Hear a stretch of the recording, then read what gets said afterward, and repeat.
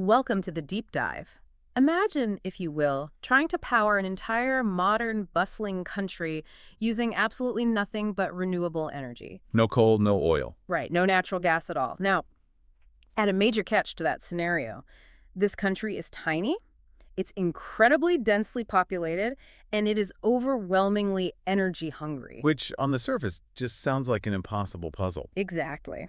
Well, today we are diving into a fascinating paper titled Sustainable Energy Transition Towards Self-Sufficiency for Densely Populated Regions, the case of Belgium. It's a great study. It really serves as sort of the ultimate stress test for the global energy transition. Yeah, and what this study provides is a highly detailed system simulation. Right, mapping out exactly how a physically constrained region can actually pull off a 100% renewable grid by the year 2050. And that's why we're using this deep dive as a blueprint for the future. The mission here is to understand the mechanics of dropping all fossil fuels in a place where you can't just, build massive, sprawling solar farms across an empty desert. Because they just don't have the space. They really don't.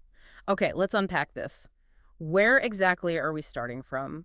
Because the starting line in this study is, frankly, it's pretty daunting. It is. The starting line is the year 2019, which this study uses as its baseline reality check. Back then, Belgium was getting over 90% of its total primary energy from a combination of fossil fuels and nuclear power. Over 90%. Yeah, over 90. And just to clarify for you listening, when we say primary energy, we mean the raw fuel that's extracted or captured before it's converted into anything else. Right, like the actual lump of coal or the barrel of oil. Exactly, or the raw wind. That's different from final energy, which is the actual electricity coming out of your wall socket or the heat radiating from your home boiler. So 90% of that raw primary energy was non-renewable. That is a massive reliance on imports and finite resources. And there's a very loud ticking clock attached to this baseline, isn't there? Oh, absolutely. The nuclear plants in Belgium, well, they've been running since the 1970s and 80s. So they're getting old. Very old. Yeah. Those specific plants are scheduled to hit their end of life and be fully phased out by 2035. Wow. So the foundational bedrock of their current energy system is literally aging out as we speak. The clock is absolutely ticking. And to make the physical challenge relatable for you, we have to emphasize the sheer constraints of Belgium's geography. It's tight. Picture a country that's only about 30,688 square kilometers. To put that in perspective, it's a very small footprint for a nation of over 11 million people.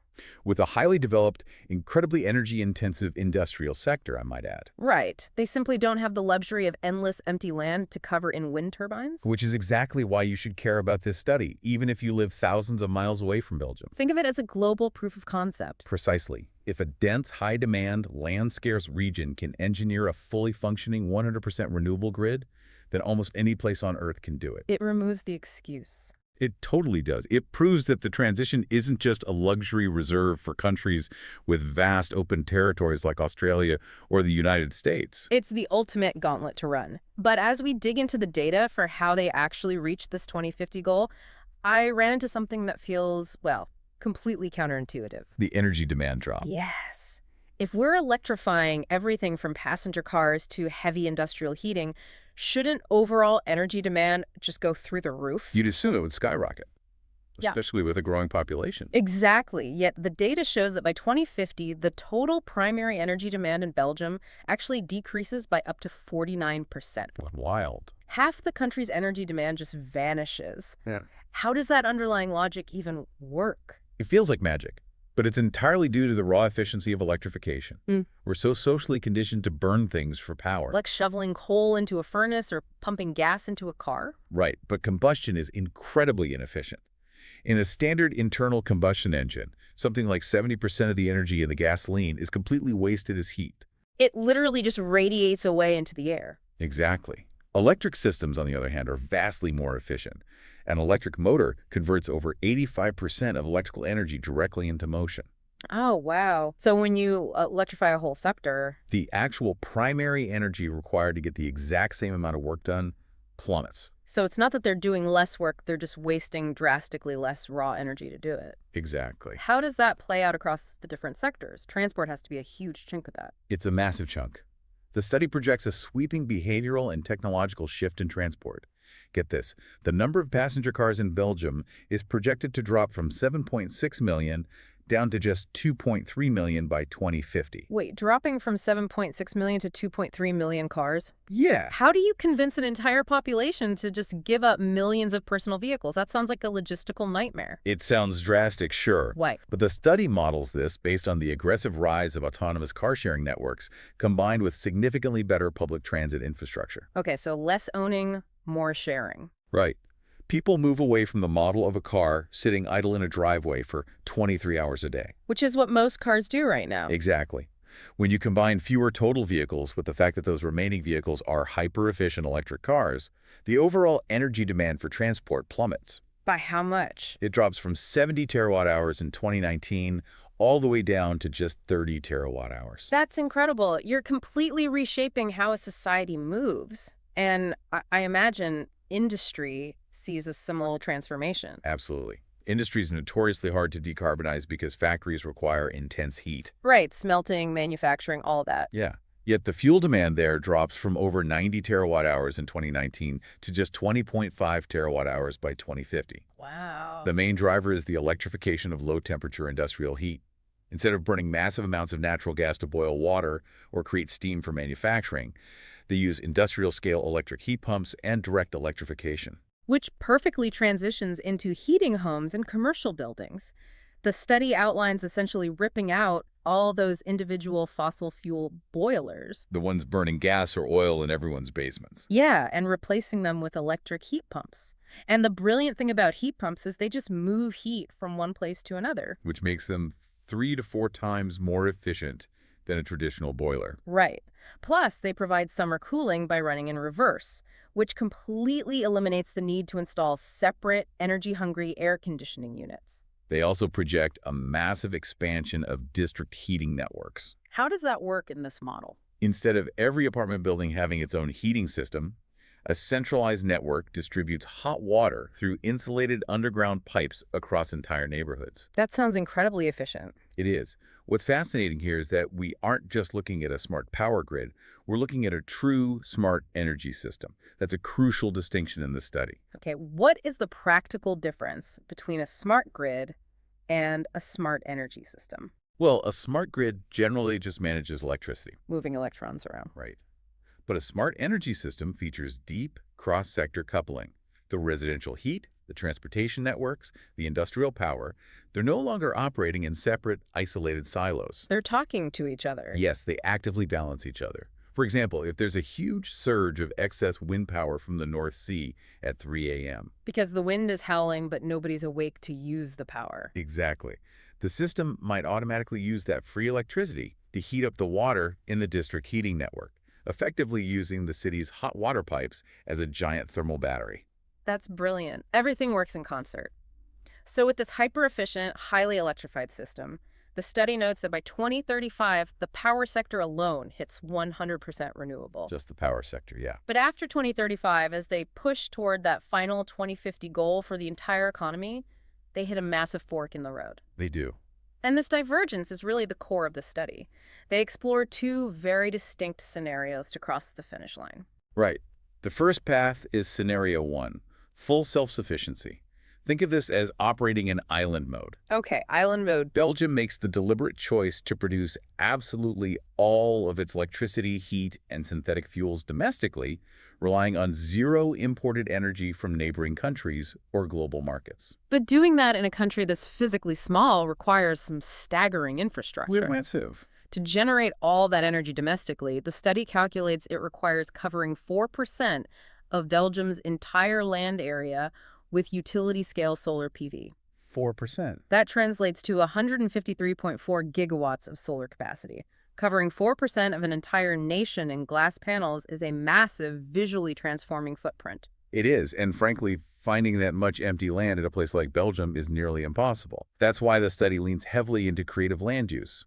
They highlight agrivoltaics. I've seen pictures of this. It looks like a hybrid between a farm and a power plant. Exactly. The study specifically looks at bifacial vertical solar panels.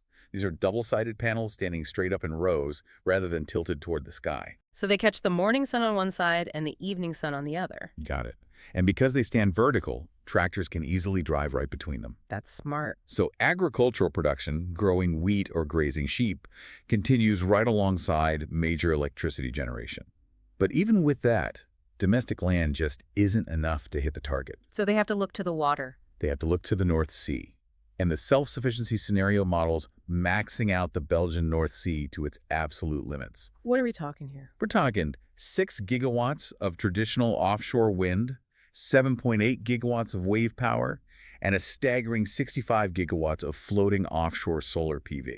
Floating solar panels out in the North Sea. That sounds like an absolute engineering nightmare. Oh, it is. You've got corrosive salt water, massive winter swells, hurricane force winds. It's an immense engineering hurdle. You need heavy-duty mooring systems, flexible underwater cabling that can withstand constant motion, and panels that won't degrade when constantly sprayed with salt. Sounds incredibly difficult to maintain. It does. But here's a detail from the simulation I find really brilliant, and it helps justify the effort.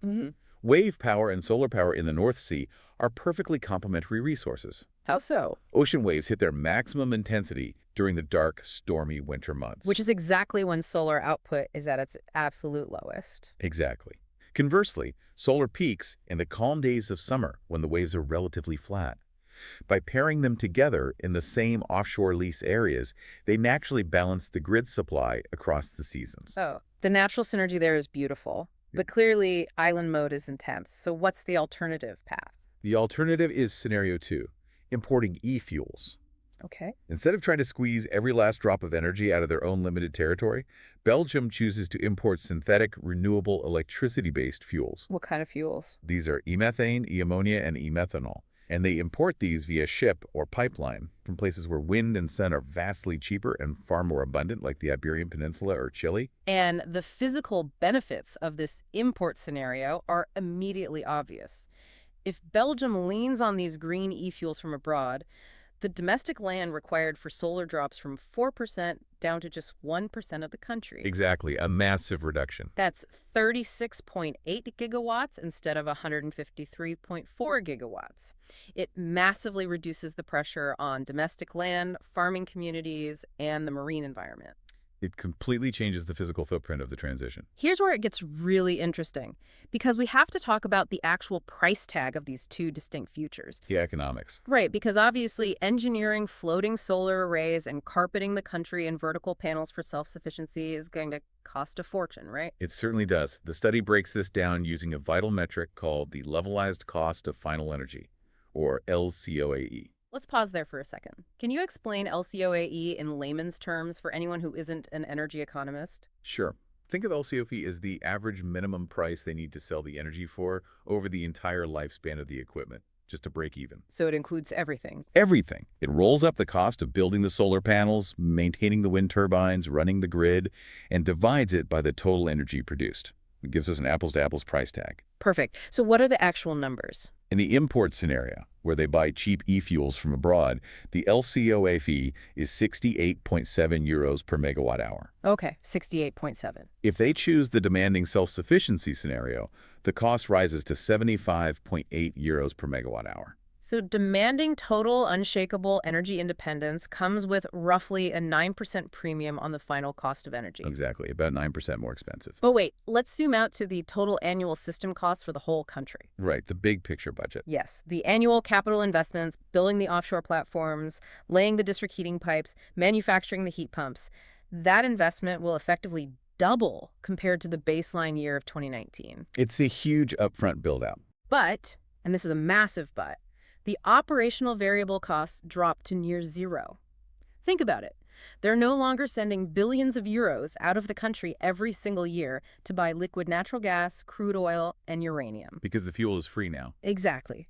Because they eliminate those monthly fuel bills entirely, the total annual system costs actually fall. That is a vital point to underline. Compared to 2019, the total annual cost to run the country's entire energy system drops by 41% in the self-supply scenario. Wow. And it drops by 46% in the import scenario. The transition to 100% renewables actually saves a densely populated country an enormous amount of money overall, primarily because the wind and the sun don't send an invoice. It's a profound shift in how we view energy. We move from a fuel-intensive system to a capital-intensive system. You pay a lot of money up front to build the machine, and then the machine just runs on nature. But nature is not always cooperative. No, it is not. We have to talk about the elephant in the renewable energy room. What happens when the sun isn't shining and the wind isn't blowing for days or weeks at a time? The infamous Dunkelflaut, Right. as it's called in European energy circles. It literally translates to dark doldrums. A dark, freezing, windless period in the dead of winter. Which introduces the massive storage dilemma. It does. To make a 100% renewable system work without blackouts, especially in the self-sufficiency scenario, the study outlines staggering storage requirements. What are we looking at? Picture installing up to 20 gigawatts of stationary grid batteries just to handle short-term daily fluctuations. But wait, we hear about mega battery factories being built all over the world right now. Yeah. Why can't a rich country like Belgium just build enough of those lithium-ion megapacks to store all the excess summer solar and use it in January? Because batteries are fantastic for storing power for a few hours, maybe a couple of days. Mm-hmm. But using chemical batteries for seasonal storage, holding massive amounts of energy for 6 months, is economically impossible. Too expensive. Way too expensive. You'd bankrupt the country trying to buy enough lithium. You need a completely different mechanism for seasonal storage. So what's the solution for the winter? The solution is power to gas, or PTG technology. Okay, how does that work? During the peak of summer, when those massive agrivoltaic farms are producing far more electricity than the grid can actually use, that excess power is fed into massive industrial electrolyzers. Right. These machines use the free electricity to split water molecules and create pure green hydrogen. From there, they can combine that hydrogen with captured carbon dioxide to synthesize e-methane. So they essentially turn fleeting summer sunlight into a stable physical gas that can be stored underground for months. Exactly. And then burned in power plants during a winter Dunkelflaut. Turning summer sun into winter gas. It sounds like science fiction, but it's a very real core pillar of this transition. Though, where exactly do you store 12.9 terawatt hours of synthetic methane and 350 gigawatt hours of highly volatile hydrogen? Okay, I have to highlight this one detail because it's just incredible from a geological engineering perspective. Yeah. The absolute cheapest, safest way to store massive amounts of gas is inside underground salt caverns. Salt caverns. Yeah. You essentially pump water down to dissolve the salt, pump the brine out, and you're left with a massive, perfectly sealed, impermeable underground dome that naturally heals its own cracks. That's brilliant. It is. But geological surveys show that Belgium completely lacks the right underground salt formations. They simply don't have them in their bedrock. So they're just geologically out of luck. What did they do? They have to brute force it. The study factors in the astronomical cost of the next best alternative, which is constructing lined rock caverns. Lined rock caverns. That sounds intense. It means literally mounting and blasting massive voids out of solid, hard rock deep underground, and then meticulously lining the entire cavern with steel and polymer barriers just to keep the gas from leaking through the porous stone. That has to be phenomenally expensive. And technically grueling compared to just dissolving some salt. And they have to build extensive underground pipeline networks just to connect these engineered caverns to hold their strategic energy reserve. It's a perfect example of how hyperlocal geology fundamentally dictates the engineering challenges and the overall economics of the energy transition. Absolutely. Every country is going to have to play the specific geological hand they were dealt by nature. So what does this all mean? When we look at all this data, the behavioral shift away from cars, the floating solar panels battling the North Sea, the imported e-fuels, the underground lined rock caverns, what's the ultimate takeaway for you, the listener? There's a lot to process. It is. But for me, the deep dive reveals something incredibly optimistic. It proves that a 100% renewable carbon-neutral energy system in a land-constrained, densely populated region isn't just a pipe dream. It is completely technically and economically viable. If we connect this to the bigger picture, the study demonstrates that the real challenge facing nations today isn't if they could achieve a clean energy transition, but how they choose to execute it. Right. The fork in the road for 2050 presents a very clear defining calculation for society. This raises an important question. Do you choose the unshakable geopolitical reliability of total energy independence with the self-supply scenario? Or do you choose the massive land savings and economic efficiency of international trade with the imports scenario? It really comes down to a societal choice about security versus cost. And that wraps up our dive into sustainable energy transition towards self-sufficiency for densely populated regions, in the case of Belgium. But before we go, we want to leave you with one final thought to mull over. As the study shows, absolute national energy independence costs roughly a 7 to 9% premium compared to relying on international trade for those synthetic e-fuels. Which isn't an insignificant amount of money. Not at all. Look at the immense volatility of the world today. Look at the vulnerabilities exposed when nations rely on others for their critical energy supplies, leaving their economies at the mercy of global supply chains. It's a huge risk. If you were the one in charge of an entire country's power grid, is a 9% markup a fair, justifiable price to pay for complete, unshakable self-reliance? Or is isolationism a luxury we simply shouldn't afford when fighting a global climate crisis? Something to think about. Until next time.